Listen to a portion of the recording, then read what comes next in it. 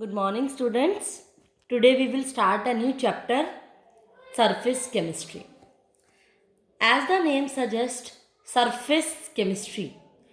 Chemistry मतलब branch of science and surface जिसमें हम surface phenomena के बारे में पढ़ेंगे. तो surface chemistry की definition क्या होगी?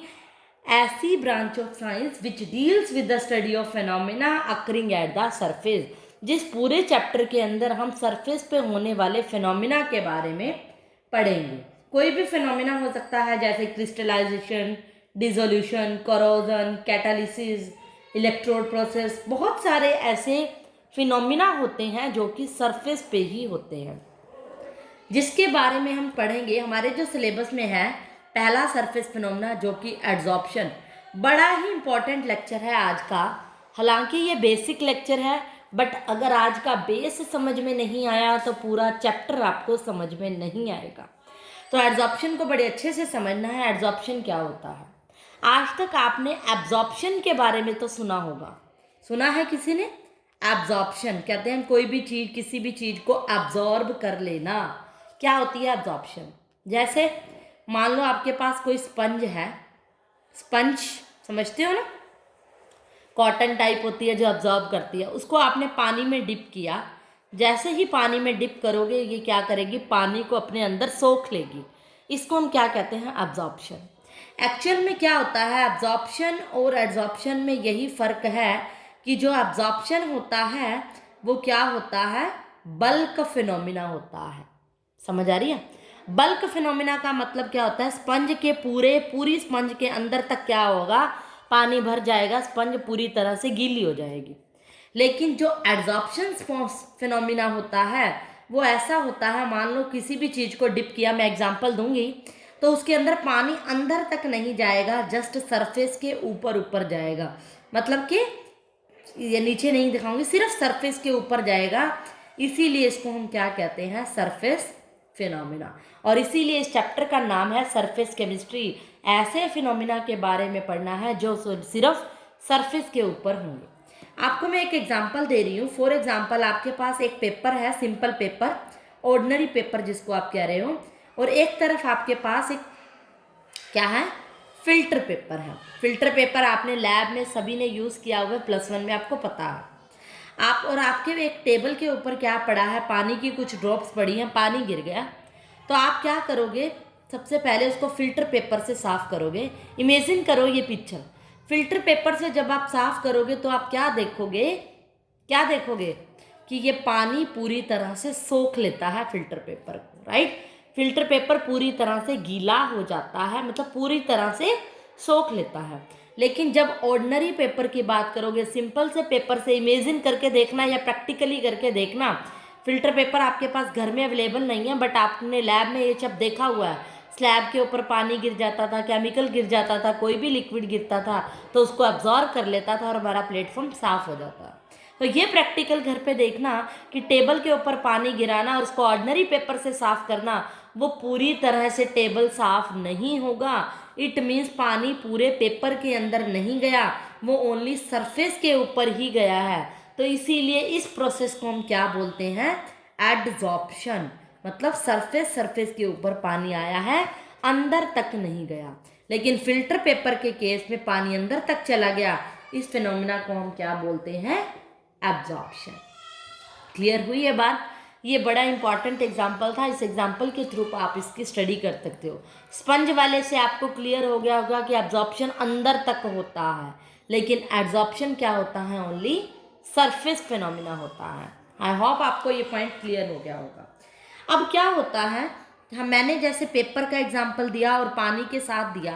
अब पानी क्या है? जैसे आपने सॉल्यूशन चैप्टर के अंदर पढ़ा था, पानी क्या होता है? सॉल्यूट. और जो इसके अंदर मान लो चीनी घोलते हैं तो सॉल्यूट प्लस सॉल्वेंट मिलकर क्या बनता है? सॉल्यूशन. ये चैप्टर आपने सेकंड यूनिट के अंदर मैंने बेस में बताया था. इसी तरह का इसका बेस जो है एड्जॉर्प्शन का बेस है कि एड्जॉर्प्शन किससे मिलकर बनता है? एड्जॉर्बेट प्लस में एड्जॉर्बेंट. ये आपके लिए नई टर्म है बट बहुत इंपॉर्टेंट है इस चैप्टर को अंडरस्टैंड करने के लिए. जिस तरह से सॉल्यूट और सॉल्वेंट को मिला के सॉल्यूशन बनता है, एड्जॉर्बेट और एड्जॉर्बेंट को मिला के एड्जॉर्बेंट एड्जॉर्प्शन बनता है। अब एड्जॉर्बेट क्या होता है, एक्चुअल में इसकी डेफिनेशन क्या होती है एड्जॉर्बेट की? एड्जॉर्बेट होती है the substance that adsorb on the surface, जो सब्सटेंस सरफेस पे एड्जॉर्ब होगा ऑन द सरफेस वो क्या होगा एड्जॉर्बेट। और जिसके ऊपर एड्जॉर्प्शन होगा उसको हम क्या कहेंगे, on which adsorption takes place, on which substance adsorbed, substance on which it is adsorbed, ये भी कह सकते हो, जिसके ऊपर ये एड्जॉर्ब हो रहा है उसको हम क्या कहेंगे एड्जॉर्बेंट। क्लियर हुआ? मान लो सिलिका जेल को हमने क्या कर लिया, एक क्लोज्ड कंटेनर के अंदर रख लिया, और इस क्लोज कंटेनर के अंदर क्या है, मॉइस्ट एयर है, मतलब ऐसी एयर है जिसके अंदर क्या है, कुछ ना कुछ क्या है, मॉइस्चर है। तो आप थोड़ी देर बाद क्या देखोगे, ये सिलिका जेल क्या होगा, इसके अंदर सारा क्या होगा, एब्जॉर्प्शन होगा, मीन्स ये मॉइस्ट एयर कैसी हो जाएगी, थोड़ी देर बाद ड्राई हो जाएगी। आफ्टर सम टाइम, कुछ टाइम के बाद क्या देखोगे, ये ड्राई होनी शुरू हो जाएगी। हमने क्या देखा कि वाटर मोलिक्यूल्स जो हुए एड्जॉर्ब हो गए on the surface of silica gel. Silica gel ने ले लिए नहीं, सारे सिलिका जेल के ऊपर हुई, इसका मतलब सारा जो पानी था वो कहाँ चला गया, सिलिका जेल के अंदर, और यहाँ पर क्या हो गया, पानी सूख गया, वेसल के अंदर तो सूख गया। तो सिलिका जेल के अंदर क्या हुआ, एड्जॉर्प्शन हुआ। जहाँ पर एड्जॉर्प्शन होता है उसको हम क्या कहते हैं, एड्जॉर्बेंट्स। तो ये सारा एड्जॉर्बेंट जहाँ पर एड्जॉर्प्शन हो रहा है सिलिका जेल के, ये क्या है, सॉलिड है, और यहाँ पर कोई ना कोई गैस होगी, सॉलिड प्लस गैस जब होती है, मिलती है, तो क्या मिलता है आपको, एड्जॉर्प्शन होता है। हमेशा सॉलिड क्या करता है, एड्जॉर्ब करता है, और गैसेस के ऊपर, मतलब एड्जॉर्बेंट कौन हुआ यहाँ पर, सिलिका जेल। सारा एड्जॉर्प्शन किसके ऊपर हुआ, सिलिका जेल ना होती तो एयर एड्जॉर्ब ना होती, सॉरी, पानी ना सूखता, एयर ना सूखती, तो इसीलिए हम सिलिका जेल को क्या कहेंगे, एड्जॉर्बेंट, क्योंकि इसने पानी को, एयर को एड्जॉर्ब कर लिया है। तो एड्जॉर्प्शन का जो प्रोसेस होता है वो कुछ इस तरह से होता है कि जो गैस होती है वो यहाँ पर क्या होती है, एड्जॉर्बेट होती है, प्लस में जो सॉलिड होता है जो एड्जॉर्ब कर रहा होता है उसको हम क्या कहते हैं, एड्जॉर्बेंट कहते हैं। क्लियर हुआ? गैस प्लस सॉलिड मिलकर एड्जॉर्बेंट होता है। तो यहाँ पर प्रोसेस एड्जॉर्प्शन की होती है, हम लिखते हैं गैस एड्जॉर्ब ऑन सॉलिड, और साथ में कुछ हीट रिलीज होती है, ये कंसेप्ट मैं आपको बाद में क्लियर करूँगी, प्लस हीट लिखा है मैंने यहाँ। तो एड्जॉर्प्शन इस तरह से होती है, जब एड्जॉर्बेंट हमारे पास गैस होता है और एड्जॉर्बेंट सॉलिड, मतलब जिसके ऊपर एड्जॉर्प्शन हो रहा है, जिसकी वजह से सारा मॉइस्चर सूख गया, उसको हम एड्जॉर्बेंट कहते हैं। और एड्जॉर्ब्ड ऑन द सरफेस, जो सरफेस के ऊपर एड्जॉर्ब हुआ कौन, गैस हुई ना, एयर हुई, तो वो गैस, वो एयर क्या हो गई, एड्जॉर्बेट। क्लियर हुआ? एड्जॉर्बेट और एड्जॉर्बेंट में डिफरेंस। अब होता क्या है, एक टर्म आती है हमारे पास ज़ॉर्प्शन, जैसे एड्जॉर्प्शन बताया मैंने, एड्जॉर्बेट डेफिनेशन आ जाए, एड्जॉर्बेंट आ जाए, तो ये सब मैंने क्लियर कर दिया। उसके बाद एक टर्म आती है ज़ॉर्प्शन। ज़ॉर्प्शन में क्या होता है, एड्जॉर्प्शन, और जो मैंने बताई है एब्जॉर्प्शन। एब्जॉर्प्शन मतलब पूरी तरह से सोख लेना, पानी अंदर तक चला जाता है, और एड्जॉर्प्शन में सिर्फ सरफेस के ऊपर जाता है। जब एड्जॉर्प्शन और एब्जॉर्प्शन क्या होते हैं, अक्कर साइमल्टेनियसली, एक साथ होते हैं, तब हम उस प्रोसेस को क्या बोलते हैं, ज़ॉर्प्शन। जैसे मैं आपको एक एग्जांपल दे देती हूँ, डाई करना, dyeing of dupatta, dyeing of cloth. आपके घरों में आपकी मदर्स क्या करती हैं, दुपट्टे को डाई करवाती हैं, वाइट दुपट्टा देती हैं, कहती है रेड कलर का कर दो। तो वहाँ पर क्या होता है, जो रेड कलर होता है दुपट्टे के अंदर तक जाता है, बिल्कुल ऐसा तो नहीं है धोते और आप कलर उतर जाता है, नहीं ना, जो दुपट्टे के अंदर क्या होगा, बिल्कुल रेड कलर जाएगा पूरा डाई के अंदर डिप करने के बाद, अंदर भी जाएगा और ऊपर से भी आपको रेड कलर दिख रहा होगा। अंदर जाना मतलब एब्जॉर्ब करना, सरफेस पे रेड कलर दिखना मतलब एड्जॉर्ब करना। जिसके अंदर एड्जॉर्प्शन और एब्जॉर्प्शन एक साथ होता है उसको हम क्या कहते हैं, ज़ॉर्प्शन, ओनली ज़ॉर्प्शन। मीन्स कोई भी एड्जॉर्बेंट है, उसके ऊपर बाहर से कोई एड्जॉर्बेंट आया और वो चिपक गया, इस प्रोसेस को हमने क्या कह दिया, एड्जॉर्प्शन। अगर मैं कहूँ कि ये एड्जॉर्बेट जो बाहर से आके चिपक रहा है, ये क्या था, एड्जॉर्बेट। अगर ये एड्सॉर्बेट क्या है, ये एड्सॉर्बेंट है। अगर ये एड्सॉर्बेट इससे अलग हो जाए, सोच कर देखो, इससे अलग हो जाए अगर ये एड्सॉर्बेट एड्सॉर्बेंट से, मतलब एड्सॉर्प्शन मैंने खत्म कर दी। मान लो ये कोई एग्जांपल देखो, यहाँ पे ये कोई एड्सॉर्बेंट है, इसको अच्छे से देखो, और ये क्या है, एड्सॉर्बेट है। ये ऊपर जो चिपका हुआ है ये क्या है, एड्सॉर्बेट, और ये क्या है, एड्सॉर्बेंट। नीचे वाला क्या है, एड्सॉर्बेंट, जो कि सारे जिसके ऊपर एड्सॉर्प्शन हो रही है। अगर एड्सॉर्बेट एड्सॉर्बेंट से अलग हो जाए, मतलब एड्सॉर्प्शन को हटा दिया, तो उस प्रोसेस को हम क्या बोलते हैं, डिसॉर्प्शन। डिसॉर्प्शन का मतलब ये होगा कि removal of adsorb substance from the surface. कोई सरफेस के ऊपर मान लो कोई सब्सटेंस चिपका हुआ था, उस सब्सटेंस को ही मैंने हटा दिया, तो उस प्रोसेस को हम क्या कहेंगे, डिसॉर्प्शन। एक्चुअल में एड्सॉर्प्शन कुछ इस तरह से आप पिक्चोरिकल में ऐसे दिखा सकते हो कि कोई सब्सटेंस सरफेस पे चिपका हुआ है, यहाँ पर एड्सॉर्प्शन हो रही है, लेकिन कुछ टाइम बाद मैंने क्या किया, इस सब्सटेंस को यहाँ से हटा दिया, सरफेस से हटा दिया, तो ये क्या होगी, डिसॉर्प्शन। पिक्चोरियल की बात करें तो कुछ ऐसी होगी। उसके बाद आता है मैकेनिज्म ऑफ एड्सॉर्प्शन। मतलब मैकेनिज्म का मतलब है कि how adsorption takes place, adsorption होती कैसी, और इसमें मैं रीज़न भी बताऊंगी कि क्यों होती है एड्सॉर्प्शन। क्या होता है, अब मैंने आपको एड्सॉर्प्शन का फिर से एक बार कंसेप्ट बता रही हूँ। मान लो कोई भी मैं मोलिक्यूल है ले रही हूँ लिक्विड का, ये क्या है, मैंने एक कंटेनर में लिक्विड लिया, और आपको पता है ये लिक्विड का मोलिक्यूल इस तरह से सेंटर के अंदर है। ये लिक्विड के मोलिक्यूल्स ऐसे होते हैं, और चारों तरफ इसके लिक्विड है, यहाँ भी लिक्विड है, कोई यहाँ भी मोलिक्यूल है लिक्विड का, यहाँ भी लिक्विड है। इस तरह से ही होता है ना लिक्विड। यहाँ पर इस तरह से लिक्विड क्या है, सेंटर के अंदर आप क्या देख रहे हो, बिल्कुल बल्क के अंदर क्या देख रहे हो कि कोई अगर मॉलिक्यूल लिक्विड का है तो उसके चारों तरफ भी उस मॉलिक्यूल को लिक्विड ने ही घेरा हुआ है। लेकिन अगर इसी लिक्विड के ऊपर कोई मॉलिक्यूल प्रेजेंट है, मान लो यहाँ पे, तो उसको सिर्फ यहाँ से मॉलिक्यूल ने घेरा हुआ है, एक मॉलिक्यूल ने यहाँ से घेरा हुआ है, और यहाँ से, मतलब तीन साइड से मॉलिक्यूल को घेरा हुआ है। ऊपर से मॉलिक्यूल नहीं है, क्योंकि ये सरफेस का पार्ट है, लिक्विड का सरफेस पार्ट है, सबसे ऊपरली हिस्सा है। यहाँ पर मॉलिक्यूल को तीन तरफ से घेरा हुआ है। ये जो सिचुएशन है बल्क वाली, जो लिक्विड के अंदर कंटेनर के अंदर वाली है, बिल्कुल सेंटर के अंदर है, वहाँ पर लिक्विड ने के मॉलिक्यूल्स ने आपस में क्या है, डायरेक्शन, चारों तरफ से डायरेक्शन से घिरा हुआ है।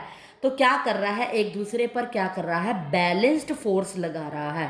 मीन्स इस मॉलिक्यूल को ये बैलेंस कर देता है, अगर इस मॉलिक्यूल को कोई यहाँ से खींचता है तो ये यहाँ से खींच लेता है, अगर इसको यहाँ से खींचता है तो ये यहाँ से खींच लेता है। मतलब मॉलिक्यूल्स को बैलेंस्ड फोर्स लगा रहा है, और मॉलिक्यूल क्या है, स्टेबल है। और हमें पता है मॉलिक्यूल स्टेबल होता है, जितना ज़्यादा स्टेबल होता है उसकी एनर्जी कम होती है। यानी कि बैलेंस फोर्स लग रहा है। एक पर्सन को कोई यहाँ से खींचे और यहाँ से, दोनों तरफ से खींचे तो हिसाब बराबर हो जाता है। यहाँ पर भी मॉलिक्यूल्स को, लिक्विड को दोनों तरफ से खींचा जा रहा है, चारों तरफ से खींचा जा रहा है, तो बैलेंस फोर्स लग रहा है, और मॉलिक्यूल क्या है, स्टेबल है, और एनर्जी इसकी कम है। लेकिन जो ये बल्क वाले मॉलिक्यूल की सिचुएशन है, लेकिन जो मॉलिक्यूल क्या है, सरफेस के ऊपर है, इस मॉलिक्यूल को खींचने वाला ये है, लेकिन इस तरफ से जो मॉलिक्यूल खींच रहा है उसको बैलेंस करने वाला कोई अदर मॉलिक्यूल नहीं है। इट मीन्स यहाँ पर फोर्स कैसा लग रहा है, अनबैलेंस्ड फोर्स। और ये मॉलिक्यूल क्या है, अनस्टेबल है, स्टेबल नहीं है। और जो स्टेबल नहीं होता उसकी एनर्जी भी क्या होती है, ज़्यादा, मोर एनर्जी होती है।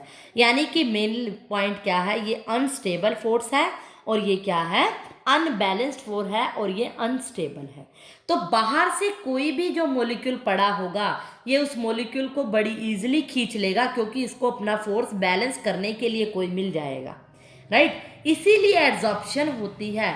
हमें पता है सरफेस के ऊपर जब कोई मॉलिक्यूल आया, ये पार्ट क्या है, सरफेस, और सरफेस पे मॉलिक्यूल कोई आता है, कोई चिपक जाता है, तो वो क्या होती है, प्रोसेस, एड्सॉर्प्शन। बाहर कोई मॉलिक्यूल है, पड़ा है, ये सरफेस है, किसी भी पार्ट का सरफेस है, उस पर आकर चिपक गया, सरफेस पे चिपका, तो क्या हो गई, एड्सॉर्प्शन। तो इसका मतलब एड्सॉर्प्शन क्यों हो रही है, इसका रीजन क्या है, ड्यू टू अनबैलेंस फोर्स और मॉलिक्यूल की अनस्टेबिलिटी की वजह से। एक्चुअल में क्या होता है, जब भी किसी सरफेस के ऊपर एड्सॉर्प्शन होता है, मॉलिक्यूल्स आकर चिपकते हैं, जब कोई मॉलिक्यूल्स आ रहे हैं इस तरह से सरफेस पे एड्सॉर्ब कर रहे हैं, एड्जॉर्प्शन होती है तो कुछ ना कुछ एनर्जी क्या होती है, रिलीज्ड होती है।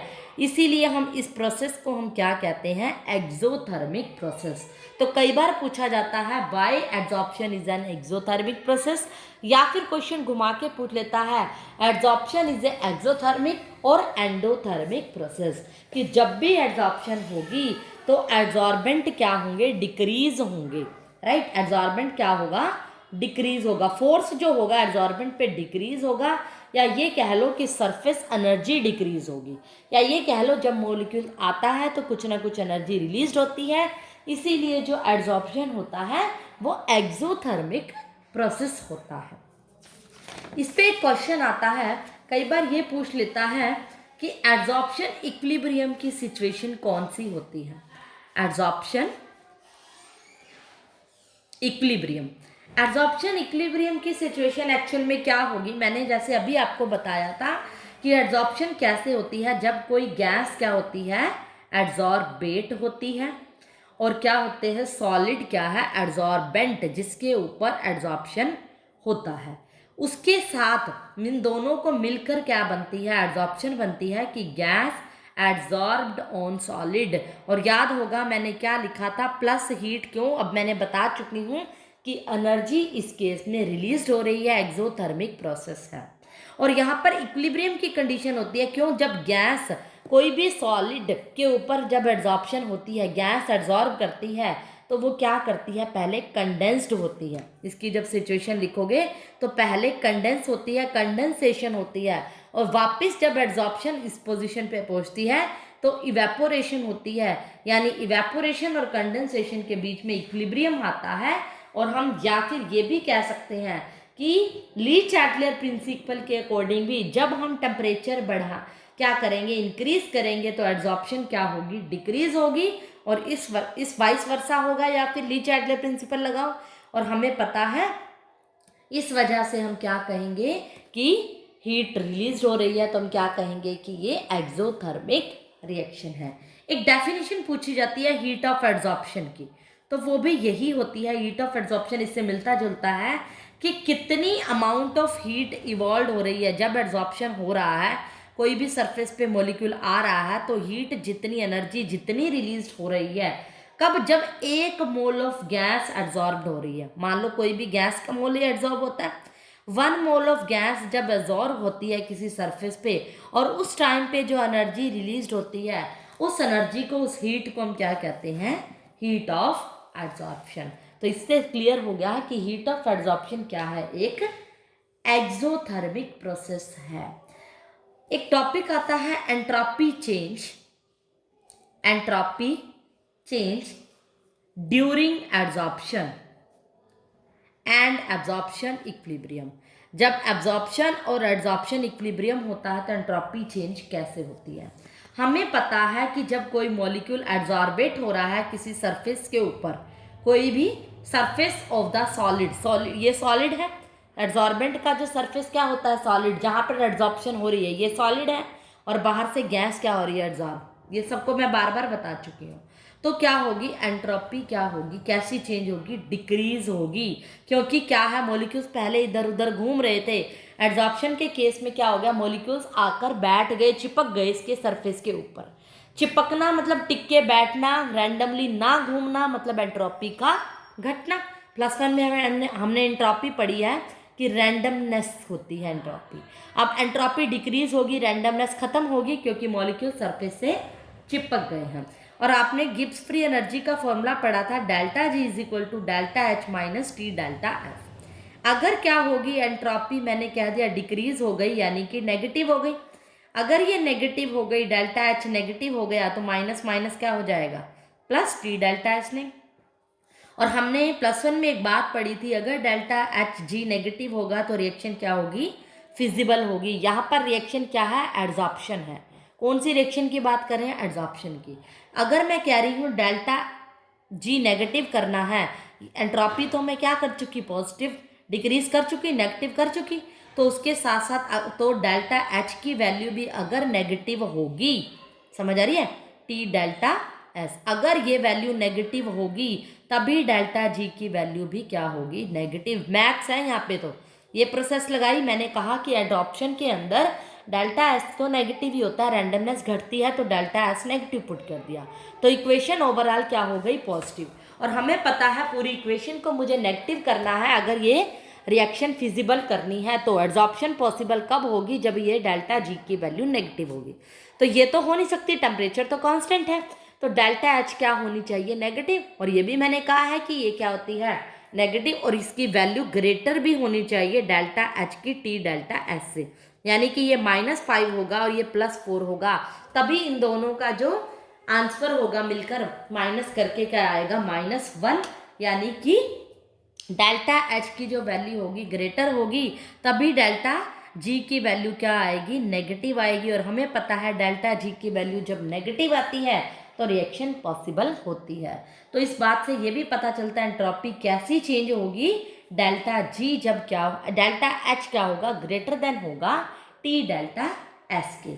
लेकिन जिस सिचुएशन में डेल्टा एच और T delta S become equal हो जाए, ये जब दोनों इक्वल हो जाएंगे वैल्यूज़, यहाँ पर दोनों वैल्यू डायरेक्ट इक्वल रख दो, ये भी 2 है ये भी 2 है, 0 हो जाएगी, डेल्टा जी इक्वल टू 0, और डेल्टा जी इक्वल टू 0 की कंडीशन क्या होती है, इक्विलिब्रियम की कंडीशन है, ये +1 में आपने पढ़ा है। और इस स्टेट को हम क्या कहेंगे, एड्जॉर्प्शन इक्विलिब्रियम। कौन सी स्टेट होगी ये, एड्जॉर्प्शन इक्विलिब्रियम की केस कौन सा होगा, जब डेल्टा जी की वैल्यू 0 होगी। और सिंपल एड्जॉर्प्शन पॉसिबल कब होगी, डेल्टा जी की वैल्यू नेगेटिव होगी, और वो कब पॉसिबल होगा, एंट्रोपी तो हमें पता है नेगेटिव ही है, डेल्टा एच की value greater than delta T delta S होगी। तो अगर क्वेश्चन पूछ लिया जाता है कई बार एड्जॉर्प्शन और एब्जॉर्प्शन में डिफरेंस, तो भी आप बता सकते हो। ये सब क्या थी, बेसिक टर्म्स थी, बेसिक डेफिनेशंस थी। उसके बाद आता है एक पॉजिटिव एंड नेगेटिव एड्जॉर्प्शन क्या होता है, पॉजिटिव एंड नेगेटिव एड्जॉर्प्शन क्या होता है। अब मैं एड्जॉर्प्शन में आपको ये बता चुकी हूँ कि एक एड्जॉर्बेंट होता है और एक एड्जॉर्बेट होता है। एड्जॉर्बेंट क्या होता है, जहाँ पर एड्जॉर्प्शन हो रहा है, जिसके ऊपर हो रहा है, और जिस पे हो, जो एड्जॉर्ब कर रहा है सरफेस को, वो एड्जॉर्बेट है, ये बता चुकी हूँ। सिंपल सा फंडा है, अगर एड्जॉर्बेट की जो अमाउंट है, अगर किसी केस में एड्जॉर्बेट की जो अमाउंट है, उसकी कंसंट्रेशन है, वो ज़्यादा है, या ये कह लो जैसे मान लो सॉल्यूशन बनाते हो आप, ये सॉल्वेंट है, मान लो ये सॉल्यूट है, ऐसे सॉल्यूशन बनता है ना हमारा। मान लिया मैंने इसको डॉटेड लाइन को सॉल्वेंट ले लिया और इसको क्या ले लिया, गोल गोल राउंड्स को मैंने क्या ले लिया, सॉल्यूट ले लिया। इसमें यही कंसेप्ट है पॉजिटिव और नेगेटिव एड्जॉर्प्शन का। यहाँ पर एड्जॉर्बेट और एड्जॉर्बेंट लेके भी कह सकते हो कि अगर कंसंट्रेशन ऑफ जो एड्जॉर्बेट होगी, यहाँ लिख रही हूँ मैं, अगर कंसंट्रेशन ऑफ एड्जॉर्बेट ज़्यादा होगी, सरफेस के ऊपर ही होगी ऑब्वियसली। अगर आपको ऐसा लग रहा है कि सरफेस के ऊपर एड्जॉर्बेट ज़्यादा है एज कंपेयर टू एड्जॉर्बेंट, तब हम इस तरह के फिनोमिना को बोलेंगे पॉजिटिव एड्जॉर्प्शन।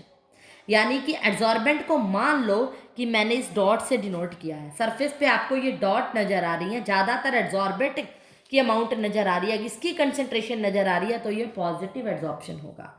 लेकिन अगर आपको सरफेस के ऊपर एड्जॉर्बेंट नज़र आ रहा है, एड्जॉर्बेंट को मैंने इससे ले लिया, जैसे सोल्यूशन के अंदर ले लिया, एड्जॉर्प्शन प्रोसेस को एड्जॉर्बेट प्लस एड्जॉर्बेंट से दिखाते हैं ना। अगर एड्जॉर्बेंट की अमाउंट ज़्यादा लगती है आपको सरफेस पे, इसकी कंसंट्रेशन ज़्यादा होगी, तो हम इस प्रोसेस को क्या कहेंगे, नेगेटिव एड्जॉर्प्शन। तो कई बार इसकी डेफिनेशन भी आ जाती है कि पॉजिटिव और नेगेटिव एड्जॉर्प्शन क्या होता है।